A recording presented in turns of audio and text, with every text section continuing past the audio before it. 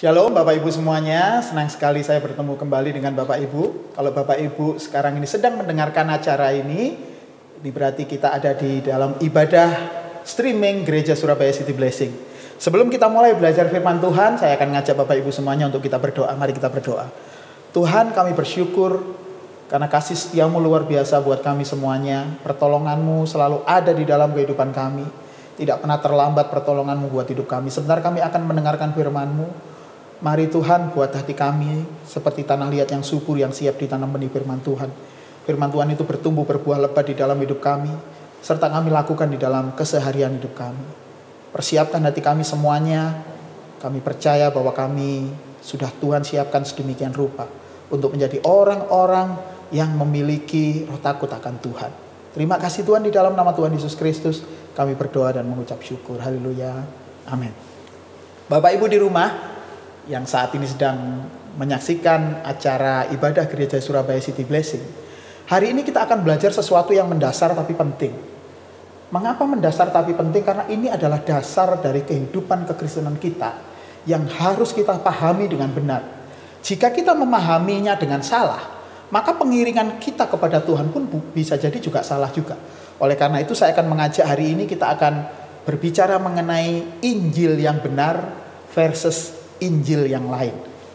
Bapak Ibu semuanya, semua orang perlu keselamatan. Apalagi di tengah kondisi yang seperti ini, kondisi ketidakpastian seperti ini. Maka yang harus kita ketahui semuanya, bahwa semua orang sekarang perlu keselamatan.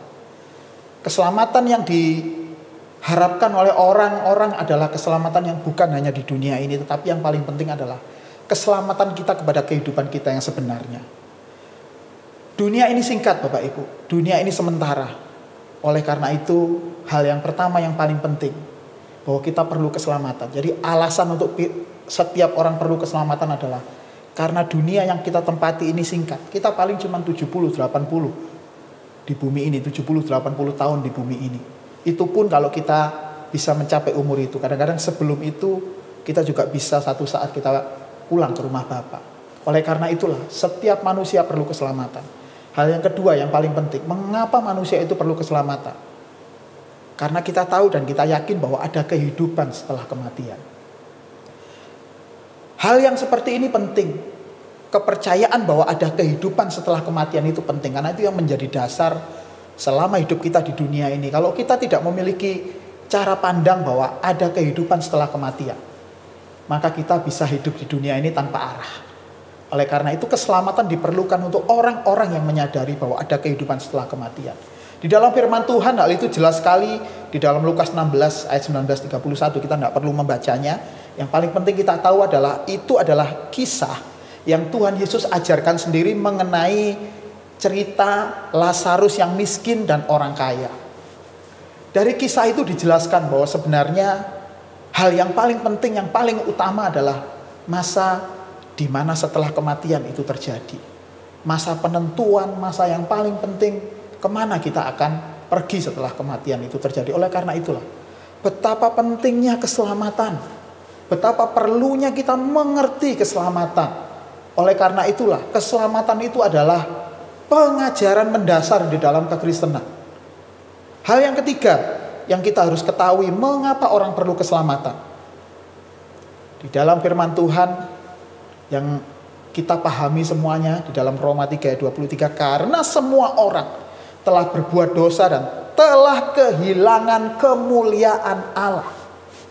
Alasan yang ketiga mengapa orang perlu keselamatan, karena semua manusia telah berbuat dosa. Tidak ada satupun manusia yang tidak berbuat dosa. Semua manusia telah berbuat dosa. Dan yang paling penting di ayat itu dikatakan telah kehilangan kemuliaan Allah. Apa yang dimaksud dengan kehilangan kemuliaan Allah? Kehilangan kemuliaan itu adalah hal yang seharusnya dimiliki oleh manusia ketika dia diciptakan oleh Tuhan. Ketika Tuhan menciptakan manusia, Tuhan menciptakan manusia itu menurut gambar dan rupa Allah. Itu adalah kemuliaan manusia, kemuliaan yang sama seperti Allah. Dan itu adalah sesuatu yang Tuhan berikan kepada manusia. Tetapi sayangnya, setelah manusia jatuh dalam dosa, maka gambar dan kemuliaan itu menjadi pudar di dalam diri manusia, menjadi hilang. Makanya dikatakan bahwa semua orang telah berbuat dosa. Jadi ada 3 hal yang penting. Mengapa keselamatan itu penting sekali? Yang pertama karena dunia ini singkat, sementara. Yang kedua karena ada kehidupan setelah kematian. Dan yang ketiga, semua orang telah berbuat dosa. Nah, masalahnya bagaimana caranya kita bisa menerima keselamatan? Dengan adanya 3 hal itu tadi. Firman Tuhan berkata, jalan satu-satunya adalah orang harus percaya kepada Yesus. Orang percaya kepada Yesus itu sejajar atau sama artinya dengan menjadikan Yesus sebagai Tuhan. Apa maksudnya? Mengapa harus seperti itu? Saudara, orang yang percaya kepada Yesus itu, dia akan mempercayakan dirinya kepada yang dipercayainya. Maka dia akan menjadikan orang yang dipercayainya, yaitu dalam hal ini Yesus, menjadi teladan di dalam hidupnya. Saudara bayangkan, orang-orang yang tidak mengenal Yesus, maka dia akan kebingungan mencari teladan siapa yang paling baik di dunia ini. Tetapi bagi anak Tuhan seperti saya dan saudara, puji Tuhan, kita memiliki teladan kita yang luar biasa, yaitu Tuhan Yesus Kristus. Oleh karena itulah, kehidupan kekristenan yang percaya pada Tuhan artinya kita harus menjadikan Tuhan Yesus menjadi teladan di dalam hidup kita. Tidak ada yang lain. Nah, yang paling penting adalah menjadikan Yesus sebagai Tuhan. Ketika kita berkata Yesus Tuhan, Tuhan Yesus, atau kita mengakui Yesus sebagai Tuhan dan Juru Selamat di dalam hidup kita, itu artinya bahwa kita menjadikan Yesus sebagai satu-satunya penguasa di dalam hidup kita. Tidak boleh ada yang lain. Menjadikan Yesus sebagai penguasa satu-satunya itu adalah inti dari Injil Tuhan Yesus. Jadi ketika orang percaya pada Tuhan Yesus Kristus, dia mengaku Yesus sebagai Tuhan, maka inilah yang disebut inti dari pengajaran kekristenan. Oleh karena itu kita mesti harus memiliki cara pandang yang benar. Jadi Injil itu, dari pemaparan sebelumnya, Injil itu adalah sesuatu yang sangat penting untuk kita pahami. Kalau kita memahami apa Injil itu, maka kita akan bisa menerapkan Injil yang benar itu untuk diri kita sendiri. Dan hidup kita pun bisa dilihat orang sebagai kesaksian kehidupan seperti Tuhan Yesus Kristus itu seperti apa. Jadi orang ketika melihat diri kita, melihat Yesus hidup di dalam kehidupan kita, itu adalah Injil. Makanya dikatakan Injil itu bisa menjadi kesaksian buat orang lain. Atau kita menginjil, artinya orang lain melihat hidup kita karena Yesus tinggal di dalam kehidupan kita. Saya ajak Bapak Ibu untuk membuka Roma 1 ayat 2 sampai ayat yang keempat. Roma pasal yang pertama, ayat yang kedua sampai ayat yang keempat. Akan saya bacakan untuk Bapak Ibu semuanya. Injil itu telah dijanjikannya sebelumnya dengan perantaraan nabi-nabinya dalam kitab suci tentang anaknya yang menurut daging diperanakkan dari keturunan Daud dan menurut Roh Kekudusan dinyatakan oleh kebangkitannya dari antara orang mati bahwa ia adalah anak Allah yang berkuasa, Yesus Kristus Tuhan kita. Saudara, dari pembacaan ayat ini kita paling tidak bisa mengerti sebenarnya Injil yang sesungguhnya itu apa. Injil yang sesungguhnya itu adalah segala sesuatu yang berkaitan dengan Yesus. Jadi kalau ada sesuatu yang tidak berkaitan dengan Yesus, itu pasti bukan Injil. Jadi sesuatu yang berkaitan dengan Tuhan Yesus itu apa? Sesuatu yang berkaitan dengan Yesus itu apa? Mulai dari kelahiran, kematian, kebangkitan, dan kenaikan Yesus ke surga. Hal ini tercatat, terekam semuanya di dalam kitab Injil. 4 kitab Injil yang paling penting di dalam kekristenan, yaitu Matius, Markus, Lukas, dan Yohanes. Semuanya mencatat hal-hal tentang Yesus. Nah, itulah Injil. Jadi segala sesuatu yang berkaitan dengan Tuhan Yesus itulah Injil. Dan yang lebih luar biasa, di dalam kitab suci sebelumnya, seperti yang dikatakan di dalam Roma pasal 1 ayat 2 tadi, sebelumnya, kitab-kitab sebelumnya pun mencatat ada kisah-kisah yang merupakan nubuat tentang Tuhan Yesus. Ini adalah merupakan kehendak Bapa. Jadi Bapa sendiri, dia sudah merencanakan keselamatan di dalam kehidupan manusia dengan cara dia merancangkan sesuatu yang indah. Mulai dari perjanjian lama, zaman nabi-nabi, itu sudah ada nubuatan tentang Yesus. Sampai kepada Tuhan Yesus datang ke dunia. Jadi Bapak Ibu semuanya memaknai Injil itu sebagai sebuah hal yang penting. Sekarang bagaimana kita memandang Injil dalam Alkitab Perjanjian Baru? Dalam perjanjian baru kata Injil menggunakan kata evangelion. Evangelion. Evangelion itu artinya adalah kabar baik. Nah, kabar baiknya untuk apa? Kabar baiknya untuk semua manusia, untuk semua orang, tetapi kabar baiknya ini adalah kabar baik untuk kehidupan selama-lamanya manusia di dalam kerajaan Allah. Jadi artinya Injil itu sendiri memberikan pengharapan. Kita tahu di dunia ini kan sementara. Jadi itu artinya dunia ini bukan rumah kita. Semua orang tahu itu.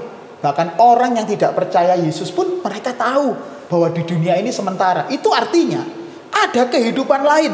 Dan kehidupan itu haruslah kita isi dengan sesuatu yang benar. Supaya kehidupan kita setelah kematian itu kita benar-benar memiliki kehidupan yang selama-lamanya tapi berkualitas. Dan itu hanya ada di dalam Yesus. Mengapa demikian? Perhatikan baik-baik Bapak Ibu.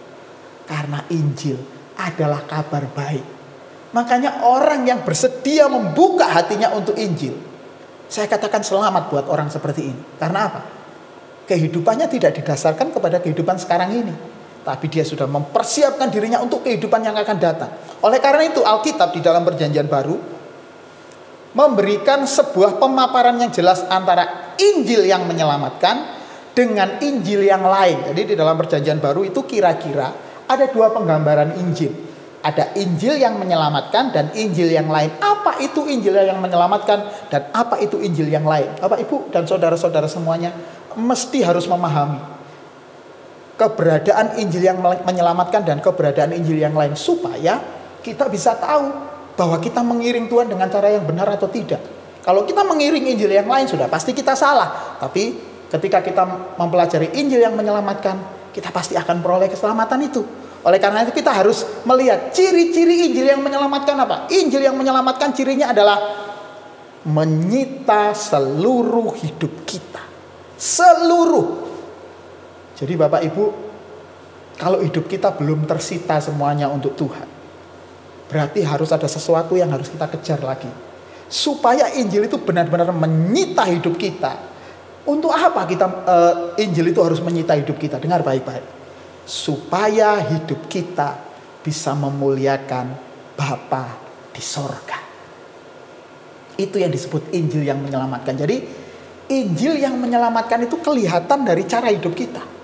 Dari cara kita berbicara, dari cara kita berpikir, cara kita bersikap, bahkan cara kita mengambil tindakan.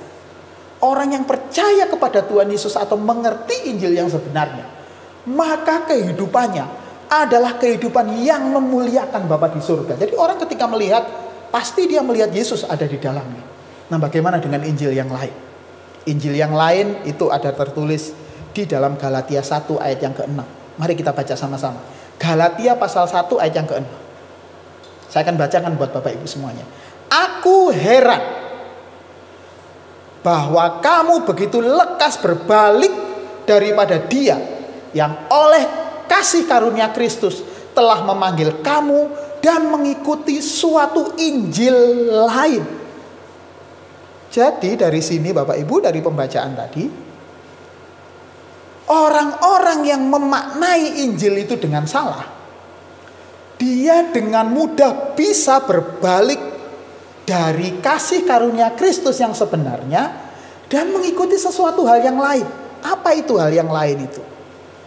Kalau tadi Injil yang menyelamatkan adalah membuat seluruh hidup kita, menyita seluruh hidup kita hanya untuk kemuliaan Tuhan, maka Injil yang lain tentu saja kebalikannya. Apa itu? Memanfaatkan Tuhan untuk kepentingan kita dan memuliakan diri kita sendiri. Bisa nangkep Bapak Ibu? Jadi Injil yang menyelamatkan itu adalah Injil yang membuat orang-orang yang percaya kepada Yesus menjadi pengikut-pengikut Kristus. Oleh karena itulah orang yang percaya pada Tuhan dengan cara yang benar disebut Kristen. Kristen itu artinya adalah para pengikut Kristus. Sementara bagaimana dengan Injil yang lain? Injil yang lain itu memanfaatkan Tuhan untuk kepentingan dia sendiri dan memuliakan dirinya sendiri. Ini adalah ciri-ciri Injil yang lain yang sama dengan kehidupan beragama. Dan Bapak Ibu mesti tahu bahwa kekristenan itu bukan agama. Oleh karena itu, kalau ada orang yang menganggap bahwa ikut Tuhan itu dia bisa memanfaatkan Tuhan untuk kepentingan dirinya sendiri, atau justru membuat kekristenannya itu seolah-olah meninggikan untuk kesombongan dia sendiri, untuk memuliakan diri kita sendiri, maka itu adalah kehidupan kekristenan yang hanya sebatas agama. Dan itu bukan Injil. Jadi kalau kita mengerti hal ini, harusnya kita mulai dari sekarang harus memposisikan diri kita berada pada Injil yang benar, yaitu Injil yang menyita seluruh hidup kita, supaya hidup kita bisa memuliakan Bapa di surga. Bapak Ibu, bagaimana kita mengetahui Injil yang sejati atau Injil yang menyelamatkan atau Injil yang benar? Kita buka di dalam Markus 10 ayat 17 dan 21. Seharusnya kitab Markus 10 ayat 17 sampai 21. Tapi karena terbatasnya waktu, kita baca 2 ayat yang penting aja. Markus 10 ayat 17 lebih dulu. Pada waktu Yesus berangkat untuk meneruskan perjalanannya, datanglah seorang berlari-lari mendapatkan dia, dan sambil bertelut di hadapannya ia bertanya, "Guru yang baik, apa yang harus kuperbuat untuk memperoleh hidup yang kekal?" Bapak Ibu mesti tidak asing dengan kisah ini. Ketika itu Yesus sedang berangkat untuk meneruskan perjalanannya, ada seorang anak muda berlari-lari mendapatkan Yesus, dan dia bertanya, "Guru yang baik," di sini dikatakan, "apa yang harus kuperbuat untuk memperoleh hidup yang kekal?" Bapak Ibu, ini bukan anak muda biasa loh. Ini seorang anak muda yang kaya raya dan dia taat sama Taurat. Dia adalah orang Yahudi. Dia sudah melaksanakan seluruh hukum Taurat dengan baik. Ketika Yesus berkata, "Ya sudah, lakukanlah Taurat," maka dia berkata, "Hukum yang mana lagi aku sudah melakukan?" Jadi istilahnya Tuhan Yesus pada saat itu mengkonfirmasi, "Ya, kamu memang orang baik. Tapi ada yang penting, yang menjadi titik inti daripada ayat ini kalau kita baca secara keseluruhan, yaitu ada di Markus 10 ayat 21. Kita baca ya Bapak Ibu, Markus 10 ayat 21. Tetapi Yesus memandang dia dan menaruh kasih kepadanya, lalu berkata kepadanya, "Hanya satu lagi kekuranganmu. Pergilah, jualah apa yang kau miliki, berikanlah itu kepada orang-orang miskin, maka engkau akan beroleh harta di surga. Kemudian datang kemari dan ikutlah aku." Saudara, Yesus berkata, hanya satu lagi kekuranganmu. Jadi di tengah-tengah kesempurnaan kebaikan hidupnya, Tuhan berkata dengan terus terang, cuma satu kurangmu. Apa itu kurangnya? Pergi, jual apa yang dimiliki, dan berikanlah itu kepada orang miskin. Dan tidak berhenti sampai di situ. Setelah itu datang kemari, ikut aku. Kita bisa mengerti reaksi anak muda ini setelah ini Bapak Ibu. Dia sangat sedih. Mengapa? Karena uangnya banyak. Artinya anak muda ini tidak akan menerima keselamatan, tidak akan memperoleh hidup yang kekal. Karena dia menolak pengajaran yang diberikan oleh Tuhan Yesus kepadanya. Dia cuma disuruh pergi, menjual, dan memberikan hartanya kepada orang miskin, lantas mengikut Yesus. Itu artinya seluruh hidupnya harus diberikan kepada Tuhan. Kalau dia punya harta, dia tidak boleh mencintai hartanya lagi. Dia nggak boleh merasa memiliki hartanya. Dia harus melepaskan hartanya itu, memberikan kepada orang miskin, dan kemudian dia mengiring Yesus. Bukankah itu sebenarnya Tuhan minta seluruh hidupnya? Dan anak muda ini nggak berhasil, nggak bisa menjalani hal itu. Karena hatinya sudah terikat kepada harta, sudah terikat dengan segala sesuatu yang ada di dunia ini. Jadi bagaimana caranya kita mengerti Injil yang benar? Yang pertama, Injil yang benar itu membuat kehidupan kita seolah tidak wajar bagi cara pandang dunia. Jadi kalau kita masih sama dengan dunia, sama-sama mengejar sesuatu yang ada di dunia ini, pembicaraan-pembicaraan kita dengan teman-teman hanya sekitar seputaran sesuatu yang menyenangkan daging kita di dunia ini, kita belum memiliki kehidupan yang tidak wajar bagi dunia. Dan itu saatnya kita harus mulai berubah. Orang yang memiliki Injil yang benar di dalam dirinya, pasti dia memiliki kehidupan yang tidak wajar bagi dunia ini. Mengapa? Karena cara pandang dunia ini mesti berbeda, dan memang berbeda dengan cara pandang kerajaan Allah. Dunia ini kan mau binasa Bapak Ibu. Dan Tuhan akan membinasakan dunia ini. Oleh karena itu, dunia yang sementara dan akan binasa ini pasti hanya mencari segala sesuatu yang ada di dunia ini. Tetapi tidak dengan Injil kerajaan Allah. Atau Injil kebenaran. Atau Injil yang benar. Injil yang benar itu membuat kehidupan kita menjadi tidak wajar bagi cara pandang dunia. Berbeda. Yang kedua, Injil yang benar itu membuat kita tidak terikat dan mencintai apapun yang ada di dunia ini dengan segala keinginannya. Jadi kalau kita masih memiliki kecintaan terhadap hal yang ada di dunia ini, seperti anak muda tadi, hartanya banyak dan dia terikat hatinya kepada hartanya itu, maka pasti dia tidak bisa memiliki Injil yang benar. Yang ketiga, Injil yang benar itu membuat jangkauan pandang kita sudah bukan sesuatu yang ada di bumi ini, tetapi kepada segala sesuatu di kerajaan Allah. Jadi kalau ada orang Kristen, orang yang mengaku percaya Yesus, tetapi dia malah mengejar sesuatu yang ada di dunia ini, hidupnya difokuskan semuanya pada apa yang dia dapatkan, bisa dapatkan di dunia ini, maka sejatinya dia nggak memiliki Injil yang benar di dalam hidupnya. Orang tidak akan pernah bisa melihat kesaksian hidupnya. Mungkin dia hanya jadi orang baik seperti anak muda itu, tapi dia tidak pernah memberikan seluruh hidupnya buat Tuhan. Orang yang tidak memberikan seluruh hidupnya buat Tuhan, hal yang tertinggi yang dia miliki hanya jadi orang yang baik. Di dunia pun tanpa Yesus orang bisa jadi orang yang baik. Tetapi bagi orang yang percaya, Tuhan tidak hanya menuntut orang jadi orang baik, tetapi menjadi orang yang serupa dengan Tuhan Yesus Kristus. Serupa dengan Tuhan Yesus Kristus itu adalah kehidupan yang lebih tinggi dari sebuah keberagamaan. Tuhan Yesus pernah berkata, jika hidup keagamaanmu tidak lebih benar daripada orang Farisi dan ahli Taurat, engkau tidak bisa masuk dalam kerajaan surga. Oleh karena itulah kekristenan kita harus kita sadari Bapak Ibu, bahwa hidup kita bukan hanya mau menjadi orang yang baik, tetapi menjadi orang yang serupa seperti Tuhan Yesus Kristus. Dan orang-orang yang bisa serupa dengan Tuhan Yesus Kristus itu adalah orang yang jangkauan pandangnya bukan lagi sesuatu yang ada di dunia ini, tetapi jangkauan pandangnya sudah di dalam kerajaan Allah. Yang keempat, Injil yang benar itu membuat kebahagiaan kita sudah bukan lagi memiliki apapun yang ada di dunia ini. Bukan. Dia sudah tidak bisa dibahagiakan dengan apa yang ada di dunia ini. Mungkin dia punya, tetapi tidak perlu mewah.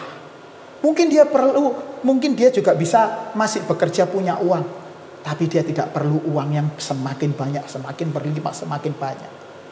Kalaupun dia diberkati Tuhan dengan harta yang melimpah, harta yang banyak, dia tahu akan dia apakan harta ini. Kalau orang yang mengasihi Tuhan, kalau yang hidupnya ada di kebenaran firman Tuhan, pasti dia akan pakai ini untuk membela nama Tuhan. Bukan untuk dirinya sendiri, bukan untuk kesombongannya, tapi untuk membela nama Tuhan. Inilah yang disebut bahwa kebahagiaannya sudah bukan terletak pada hal-hal yang ada di dunia ini, atau bukan lagi memiliki dunia ini, tetapi adalah, dengar baik-baik, yang merupakan titik kebahagiaan orang-orang seperti ini adalah keserupaan dirinya dengan Tuhan Yesus Kristus. Jadi Bapak Ibu semuanya, mulai dari sekarang saya ajak Bapak Ibu semuanya untuk bisa memiliki Injil yang benar di dalam hidup kita. Sementara itu kita belajar juga harusnya Injil yang lain itu apa. Kita buka di 2 Timotius 4 ayat 3 sampai ayat yang keempat. 2 Timotius 4 ayat 3 sampai ayat yang keempat. Akan saya bacakan buat Bapak Ibu semuanya. Karena akan datang waktunya, orang tidak dapat lagi menerima ajaran sehat, tetapi mereka akan mengumpulkan guru-guru menurut kehendaknya untuk memuaskan keinginan telinganya. Jadi Injil yang lain itu berisi ajaran yang tidak sehat. Firman Tuhan berkata, akan datang waktunya. Kapan itu? Kalau akhir zaman. Sekarang ini sudah akhir zaman. Berarti mulai dari sekarang ini sudah mulai nampak. Akan datang waktunya orang tidak dapat lagi menerima ajaran yang sehat. Ajaran yang sehat itu sepertinya seolah-olah menyakitkan bagi daging kita. Nggak mengenakkan, sama seperti obat yang pahit. Kalau dimakan rasanya pahit, tetapi itu menyehatkan. Demikian juga Injil yang benar. Injil yang benar itu seolah-olah membuat kita hidup tidak wajar, karena nggak bisa sama dengan dunia. Tetapi justru itu menyehatkan. Tetapi akan datang waktunya, orang nggak bisa menerima ajaran-ajaran yang sehat, ajaran-ajaran yang menyenangkan daging yang banyak dicari. Bukankah sekarang sudah seperti itu? Selanjutnya, tetapi mereka akan mengumpulkan guru-guru menurut kehendaknya untuk memuaskan keinginan telinganya. Ya, dia mengumpulkan banyak pengajar-pengajar, guru-guru, supaya telinganya, hatinya tidak diajar Injil yang sebenarnya itu, membuat dirinya benar-benar hidup tidak wajar bagi dunia. Tapi dia mengumpulkan guru-guru yang menyenangkan. Injil yang lain itu adalah Injil yang menyenangkan telinganya, terhibur dia. Itu. Tapi tahukah Bapak Ibu, itu Injil yang tidak sehat. Ayat yang keempat, ayat yang paling penting. Mereka akan memalingkan telinganya dari kebenaran. Bapak Ibu semuanya, kebenaran itu adalah sesuatu yang tidak mudah kita jalani. Kebenaran firman Tuhan itu, kalau Bapak Ibu tahu, adalah sesuatu yang jalan yang sulit. Tuhan Yesus menyebutnya jalan yang sempit. Orang-orang yang suka dengan Injil yang lain tidak suka dengan kebenaran yang sesungguhnya. Mereka suka mendengar Injil yang ringan-ringan saja, menyenangkan bagi kami, yang tidak terlalu berat, yang memperbolehkan kami masih mengumpulkan harta di dunia ini masih boleh. Padahal firman Tuhan berkata, kumpulkanlah bagimu harta di surga, jangan di bumi. Ya nggak apa-apa Pak, dikit-dikit nggak apa-apa. Nggak bisa. Mereka akan memalingkan telinganya dari kebenaran dan membukanya bagi dongeng. Terjemahannya dongeng di situ, tapi bahasa aslinya adalah mudos, atau bahasa Inggrisnya mitos, mitos. Artinya adalah cerita yang tidak nyata. Bukankah sekarang ini seperti itu? Orang lebih suka mendengar hal-hal yang tidak nyata, tidak real, tidak membawa dirinya untuk semakin mendekati Injil yang sebenarnya, malah membuat telinganya hanya mendengarkan sesuatu yang mengenakkan telinganya, dongeng. Segala sesuatu yang tidak nyata. Betapa sekarang ini menjadi buruannya orang. Tetapi orang-orang yang hidup dalam kebenaran pasti tidak akan bisa mendengar hal yang seperti ini. Karena telinganya sudah mulai belajar kebenaran, sudah mulai belajar Injil sebenarnya. Maka begitu ada Injil yang lain, dia sudah tahu bagaimana membedakannya. Sama seperti orang yang bisa membedakan antara barang asli dengan barang palsu. Bagaimana caranya kita bisa membedakan ini bahwa ini barang asli? Bisa tahu kalau ini barang asli KW1 atau yang paling mendekati dengan barang yang asli, tapi sebenarnya palsu. Jalan satu-satunya adalah kita pernah punya barang aslinya. Kita pernah punya barang orinya. Begitu juga dengan Injil. Bapak Ibu harus mengerti Injil yang sebenarnya itu seperti apa, supaya ketika ada Injil yang lain kita sudah bisa membedakan bahwa ini Injil yang lain. Bapak Ibu, hari ini saya ajak Bapak Ibu semua, mari hidupi Injil yang benar. Jangan hanya dipakai menjadi pengetahuan. Hidupi Injil yang benar. Walau kita menjadi hidup atau memiliki hidup yang tidak wajar bagi dunia. Bapak Ibu semuanya, dunia yang akan binasa ini bukanlah rumah kita. Jadi Injil yang sejati itu pasti akan membuat kita hidup tidak nyaman di dunia ini. Jadi kalau hidup kita masih fine-fine aja, malah kita nyari kenyamanan di dunia ini dengan segala sesuatu yang ada di dunia ini, maka sejatinya kita sebenarnya tidak setia dengan Injil yang sebenarnya. Kita malah mencari Injil yang lain. Coba kita jauhi. Kita mulai belajar dan menghidupi kebenaran Injil yang sebenarnya. Jangan menjadi sahabat dunia ini. Jangan menjadi sahabat dunia ini dengan segala yang ada di dalamnya. Karena firman Tuhan berkata, persahabatan dengan dunia adalah permusuhan dengan Allah. Yakobus 4 ayat yang keempat. Jadi Bapak Ibu semuanya, jangan mau bersahabat dengan segala sesuatu yang ada di dunia ini. Injil yang sejati itu membuat kita mati terhadap dunia ini dan segala keinginannya. Jadi kalau kita masih mengingini segala sesuatu yang ada di dunia ini, mengingini dengan luar biasa segala sesuatu yang ada di dunia ini, berarti sebenarnya kita belum memiliki Injil yang sebenarnya atau Injil yang sejati. Oleh karena itu, mulailah untuk kita mau mati terhadap apapun segala keinginan dunia ini. Jangan lagi mau dibahagiakan dengan apa yang ada di dunia ini. Karena saudara harus tahu, walaupun kita menderita karena kita menghidupi Injil yang sejati, tetapi kemuliaan yang akan kita terima jauh lebih besar daripada penderitaan kita di dunia ini. Dan ingat Bapak Ibu, penderitaan kita di dunia ini cuma sementara.